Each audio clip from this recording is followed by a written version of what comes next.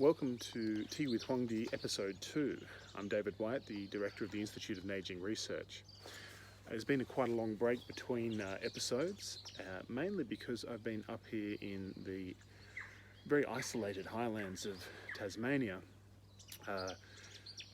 enjoying myself, writing a lot of seminars for the Institute for the future, hopefully to be released this year, later in 2021.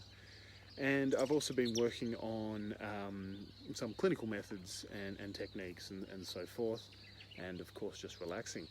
I've been without reception for a long time. So, to get into Tea with Huangdi episode 2, a few months later, it's going to be a little bit more of a different discussion to last time, where we talked about needling technique, and we're going to start talking a little bit more about some of the underpinning concepts of how we can cultivate ourselves within Neijing medicine and within our understanding of classical Chinese culture.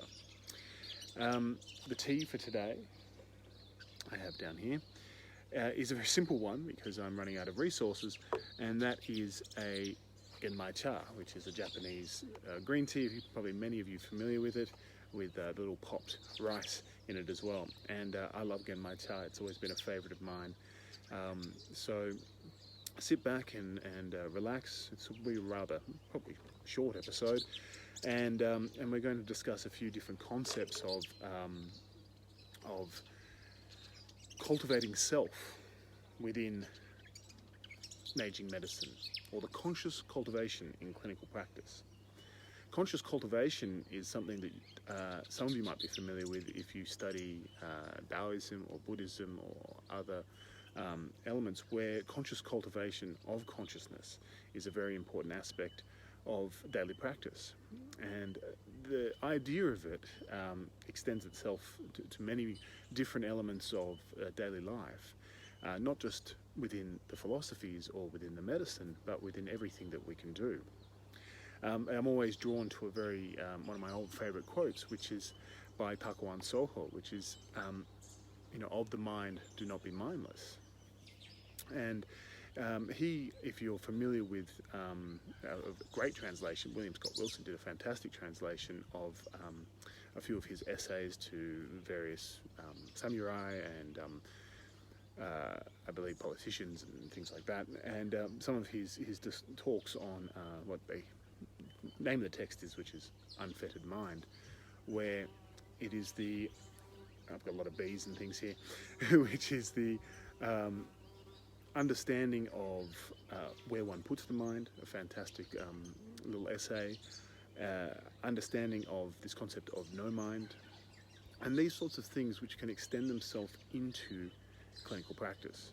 Now, it doesn't mean that you have to be monk-like in your clinical practice, but it does lend itself to the concept of being always 100% conscious of every action that you take, while also being absolutely conscious of every subtle movement, expression, discussion that your patient may have with you as well. So it's about that communication. It goes back to the first episode where we talked about the Shen, and we talked about how the Shen is this idea of perception, reception, and so forth within the body.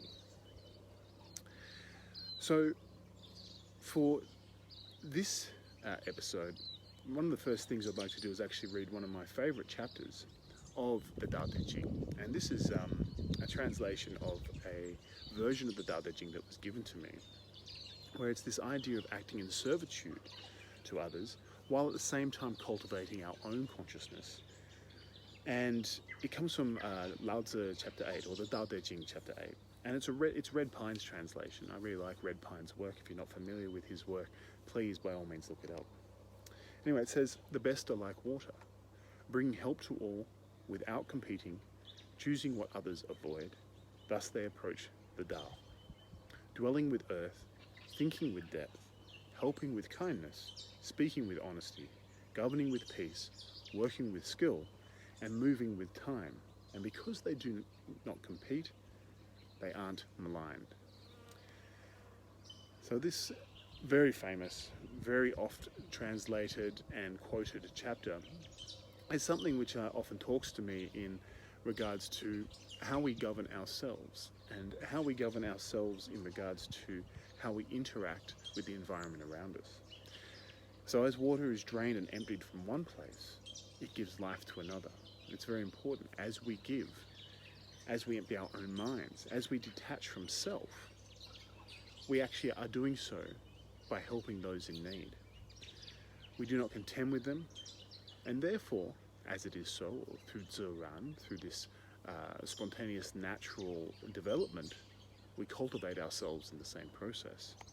So the idea, obviously, in most of these practices is not to just simply cultivate self. Sorry, I may have tapped on the mic there. It's not simply just to cultivate self for the sake of self.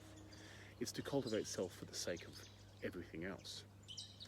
And that's a common practice in, for instance, Zen Buddhism, where the layperson, the everyday person, practices things like filial piety, looks after and devotes themselves to family, to their parents, and so forth. But the monk themselves actually abandon filial piety and devote themselves to all beings equally.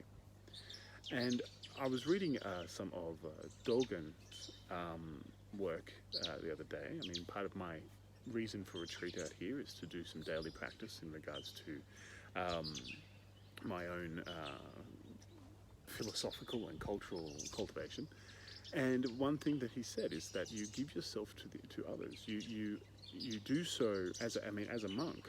You do so in complete, unbiased manner, and only the layperson will actually have that attachment to their particular family.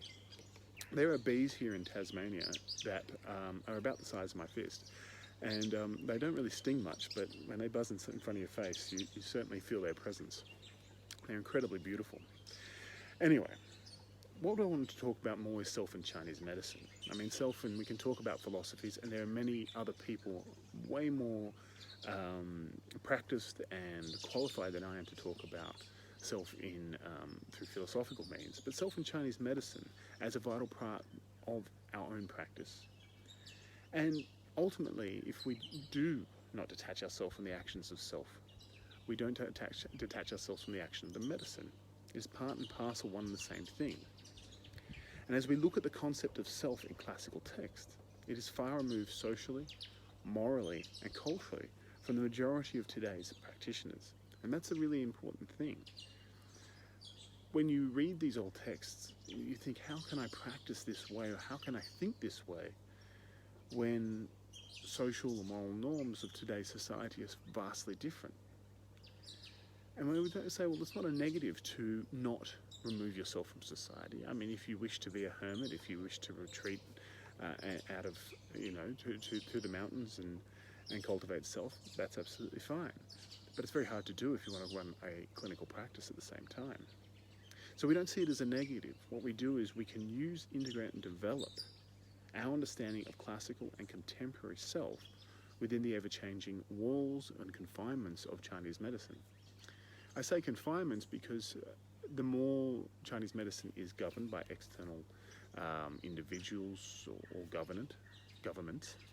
governments themselves, then the more we will see that how we are destined to practice through their understanding of what this medicine is, it will slowly confine the ultimate expression of this medicine, which is why we, in my opinion, still need to differentiate. We still need to understand that classical medicine may be different from enough different style of Chinese medicine.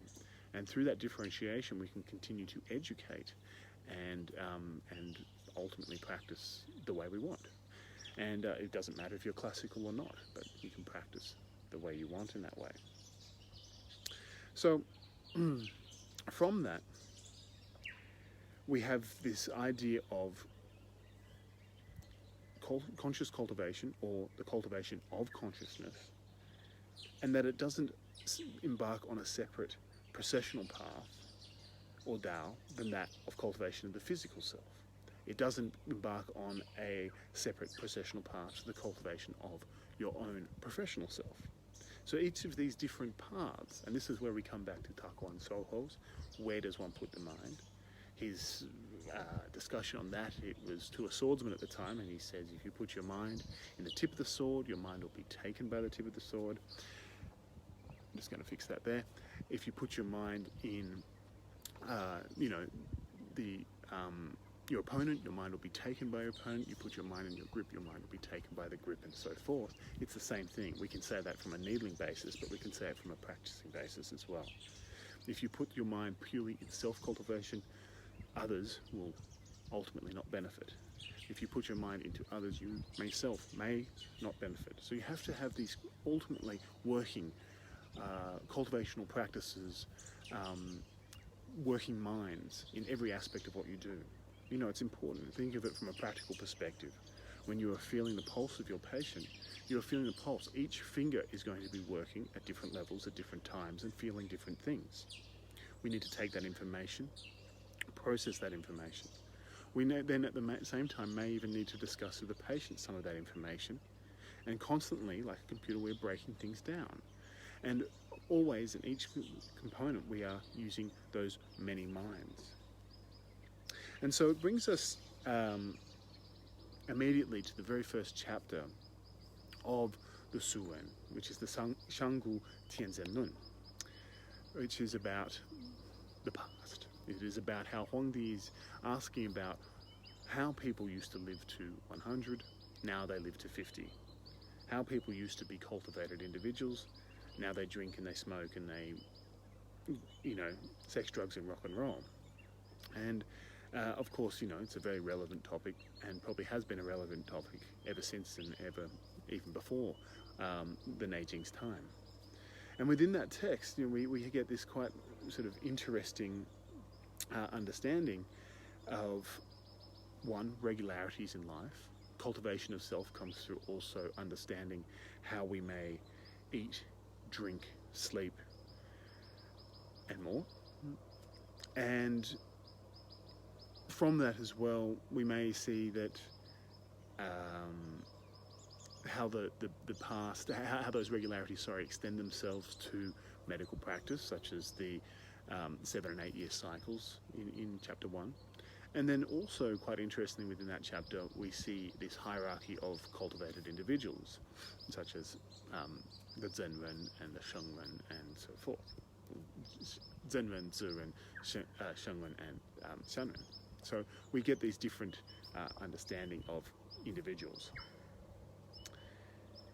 It actually starts with, and I've got a little bit of a quote here, those of high antiquity knew the Tao, the law of yin and yang, and attained harmony through the practice and number.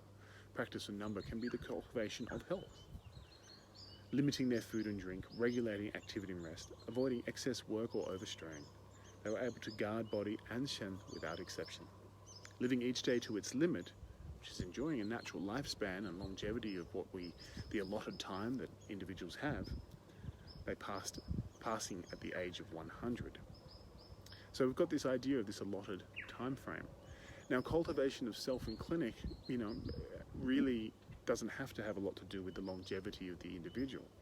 But longevity practices that we see in early Chinese culture, and modern Chinese culture to a certain extent too, we are part and parcel of this idea of cultivating one's mind, being healthy, being happy, and so forth.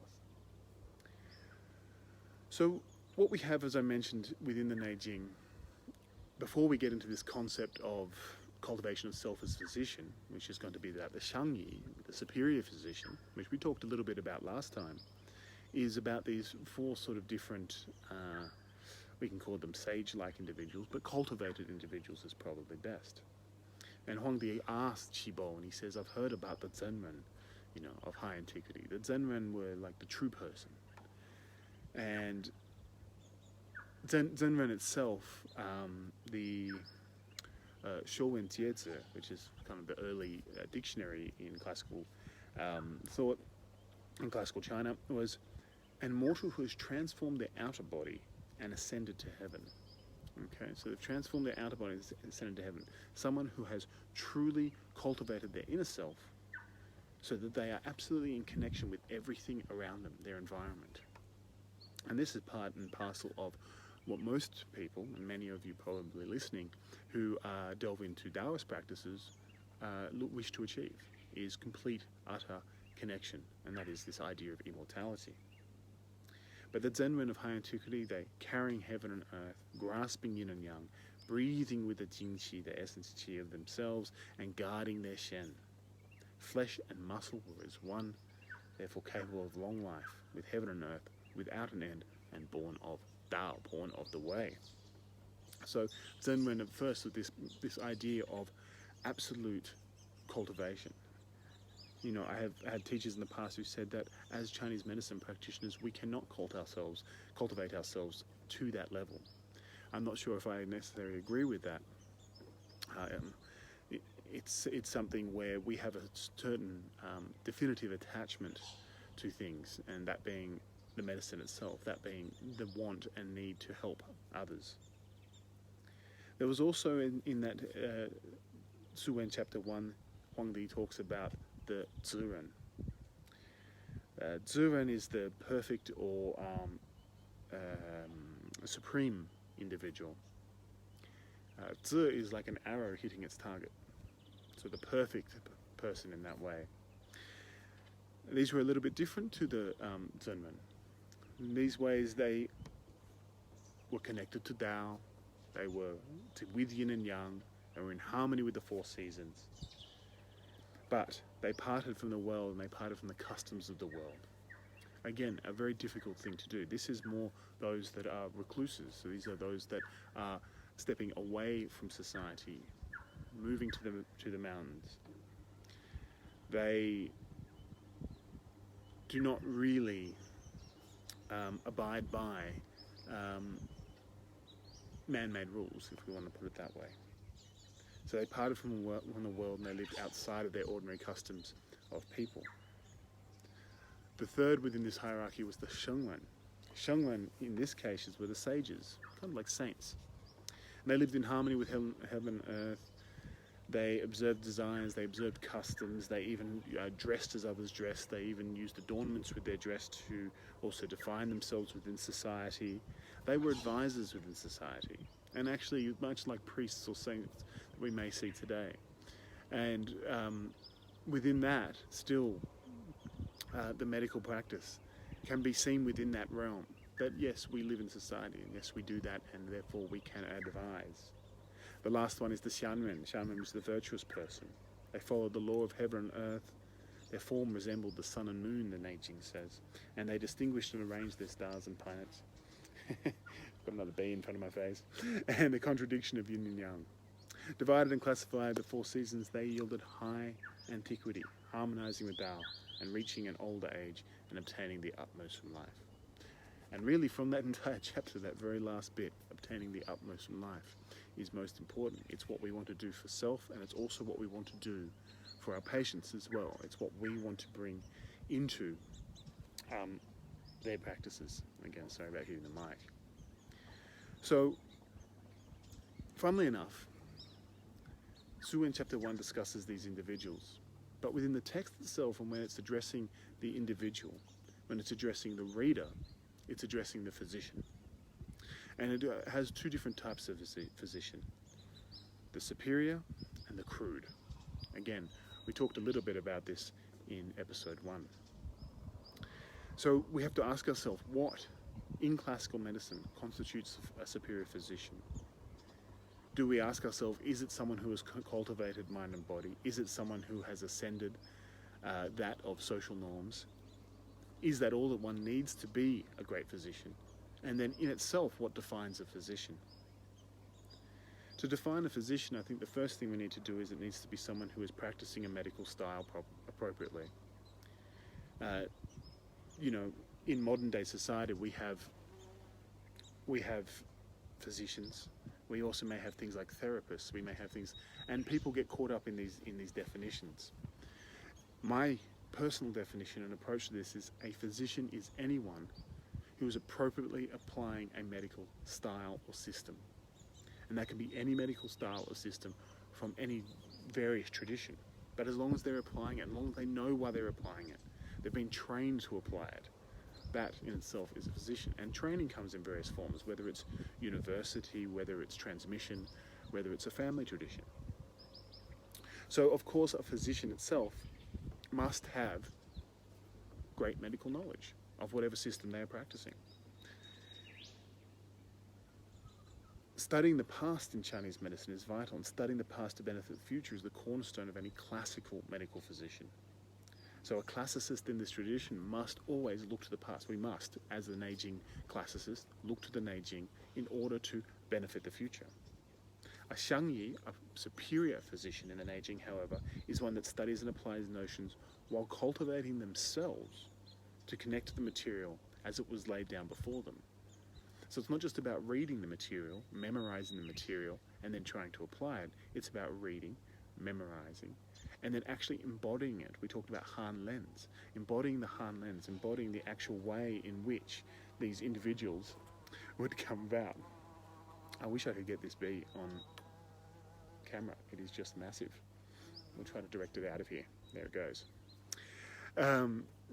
So it's about actually embodying the material, so that you and the material, you and that classical text, you and that tradition are one. So Shen is the ultimate way to do that. And we have the Shen of how we actually approach the text, approaching the Neijing through your Shen, conveying the meaning and then applying it appropriately. And I've come across many fantastic practitioners, many fantastic theoretical practitioners who discuss these concepts of medicine, who discuss the philosophies behind medicine, who talk about and can quote the text back and front and all those sorts of things. But their ability to actually apply the techniques, and we see this more and more with classical medicine more than anything else, their ability to apply the technique is poor. Their needling technique is poor. Their ability to discern different patterns is poor. And in my opinion, these individuals, sorry bee, I'm just going to take a sip of tea and direct the bee away. The way that we actually go into this and apply those methods is absolutely paramount, because otherwise they're just words. And if we're not actually applying it to the utmost and we're not actually getting results in clinic, then we're not wasting our time, because the people who discuss and can quote and do all those sorts of things without actually practicing, the people who are researching, the historians, without actually practicing, or translators, they're the ones who can feed the physicians. So it's very important that they exist. But sometimes you get the ones who pretend that they can do both. Okay? Hence why I'm a poor researcher, maybe. Hopefully I'm a good practitioner. So there's one sort of final little quote I'll leave you with for this as we talk about this. And it's a big subject. This is more a very casual discussion, as always. Tea with Huangdi was never meant to be a scholarly work. One of my favorite Chan Buddhist or Zen Buddhist texts is the Hekigan Roku, which is the Blue Glyph record. Sorry, my Japanese is not very good. And within it, it says, when great function manifests, or when the great function manifests itself, no fixed rules exist. And it's a phrase that I want to extend to the Shangyi, to the physician, and to the great physicians, and I'll alter it a little bit to say that when great technique manifests itself, no fixed rules exist. What this means is that once we master a method, once we master an approach and we understand it fully, we then also understand its fluidity. We understand its diversity and versatility within the system. We can apply it in multiple ways. And we can see things through a different and much clearer lens. And this concept of great technique, a great physician, great diagnostics, whatever you want to put it in there, great form, great function, if it manifests itself, which when it does, it will also present itself to you, then the strict rules that surround these methods often start to become blurred lines. And when they become blurred lines like that, that is when true mastery. It's something we see a lot in martial arts. You know, as soon as that great technique manifests, then all of a sudden all the individual forms and whatnot are not needed. Anyhow, I think that will do it for the Shangyi. I think there's something and plenty there to contemplate. My recommendations are to sit with Su in chapter 1, look at the different hierarchies, and then as you read through the rest of the text, start to understand how the text itself is talking to you in regards to great physicians, crude physicians, mediocre physicians, superior physicians, whatever you want to call them. And then as it starts to talk to you, how you can better yourself within that practice. Personally, I think one of the great things that a physician can do is always address every aspect of every patient interaction with a calm, collected mind. Again, this extends to all things. Once you approach it with a calm, collected mind, regardless of what may be happening externally or anything like that in your own life, then the clarity of what needs to be done in order to help that individual will just simply manifest. Thank you very much. I'm David White. See you next time.